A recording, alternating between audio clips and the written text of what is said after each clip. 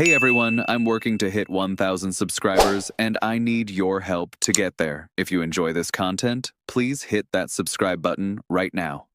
Good morning, Blue Jays fans, and welcome back. We're here to talk all things Toronto Blue Jays baseball. And if you haven't been following along closely, there have been some significant roster moves and coaching changes that are reshaping this organization heading into the new season. Let's dive straight into everything that's been developing because there's plenty to discuss. And some of these moves have legitimate implications for how this team operates moving forward. First thing you need to know is that Don Mattingly is no longer the Blue Jays bench coach. Donnie Baseball has found a new home, and I'm emphasizing the word home deliberately because this move initially sounds somewhat peculiar without context.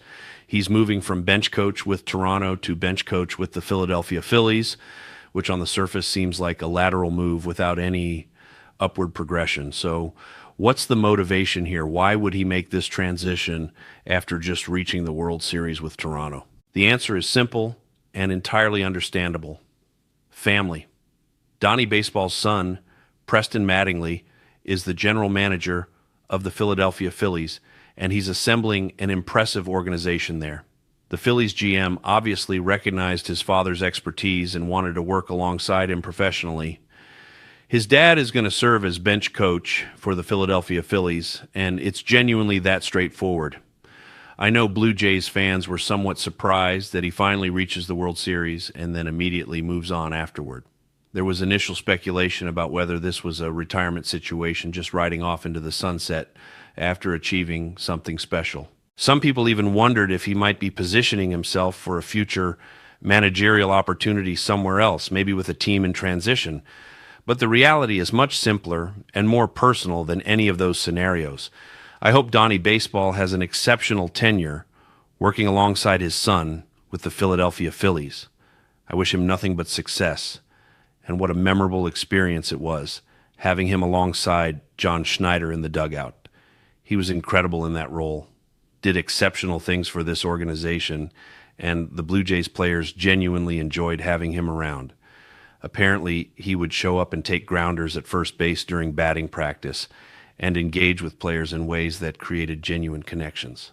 Donnie Baseball is a treasure in this sport, and I'm grateful we got to experience his presence with this organization. Moving along with familiar faces, we're obviously in this period right now where teams are finalizing their coaching staffs and organizational structure before spring training. There are approximately 36 days remaining before pitchers and catchers report to their respective spring training camps, and the season really starts accelerating in the right direction. The Blue Jays are looking to recapture that Grapefruit League championship again this spring after being the best team in baseball during last year's spring training exhibition season. You might remember a certain gentleman in our clubhouse named Daniel Vogelbach. He has found an excellent new opportunity, and he's heading to one of the other cities where he played during his career. Much like the culture and community vibe that exists in certain baseball cities, Milwaukee represents exactly the kind of environment that fits Vogelbach's personality perfectly. There's a reason they're nicknamed the Brew Crew and played in a ballpark named Miller Park for what seemed like forever. Daniel Vogelbach is going to be the new hitting coach for the Milwaukee Brewers, and congratulations to him on that appointment. I hope everything works out exceptionally well in that role. He was known throughout his playing career as a monster power hitter with prolific levels of raw strength. The unfortunate reality is that when you can't make consistent contact with the ball anymore, that prolific power doesn't translate effectively at the major league level. And that's unfortunately how Daniel Vogelbach's playing career concluded. But this was a guy consistently hitting 20 home runs annually when he was at his peak. The bat speed couldn't keep up eventually, and the power diminished accordingly. But if I was going to pick a city that personifies Daniel Vogelbach's personality and style, Milwaukee would absolutely be at the top of that list. Congratulations again, and best of luck in that new role. Also in organizational news, the Blue Jays have signed another quality addition to their development staff. Marco Scutaro is going to serve as a hitting instructor throughout the Toronto Blue Jays minor league system. He's going to join us on our podcast soon as we coordinate scheduling. So there's your preview for future content discussing hitting development and organizational philosophy. Moving right along, hopefully you've all processed the fact that our new first baseman, Kazuma Okamoto, is officially part of this organization. They showed photographs of him signing his contract, all the official confirmation anyone could want, and the impact he's going to bring to this ball club is genuinely exciting.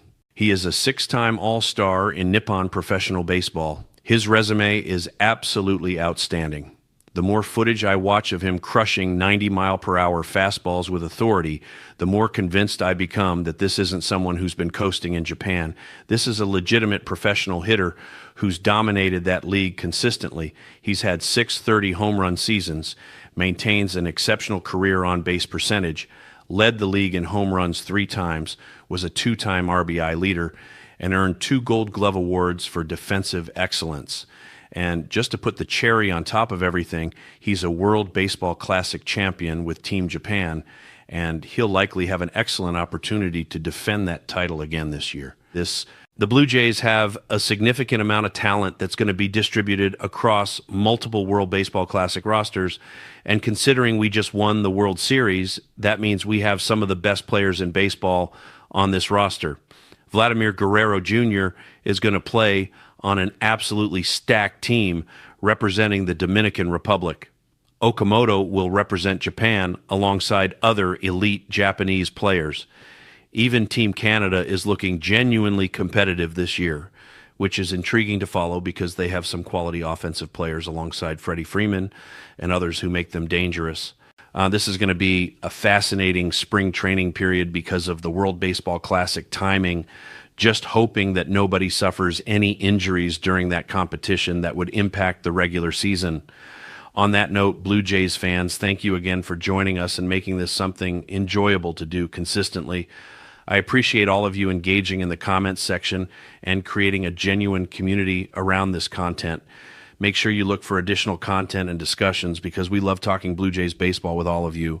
Join us for future podcast episodes where we'll discuss everything happening in the American League East rivalry that has completely reignited after last year's World Series run. The Orioles have made moves this offseason and won't be a pushover. The Yankees are going to figure something out eventually because they always do.